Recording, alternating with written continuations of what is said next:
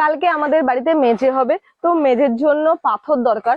তো আমাদের আগে কিছু পাথর বেঁচে ছিল, কিন্তু সেই পাথরগুলো পুরো পাতা ফাতা পড়ে মাটি লেগে পুরো চটকে হয়ে গেছে। কিন্তু সেই পাথরগুলো দিয়েই করতে হবে, কারণ এইটা তার জন্য থাকা দরকার। তো এটা বেশি নেই গো, তো এইভাবেই করতে হবে নর্মাল।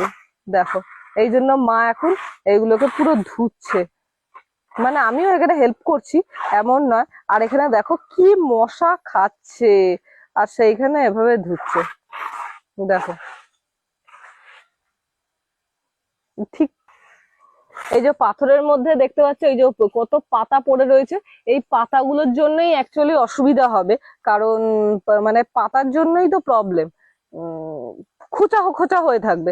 কিন্তু কি আর করব, এইগুলোকেই যথেষ্ট পাচ্ছি ধুয়ে চেষ্টা করব করার, এইভাবেই করতে হয়।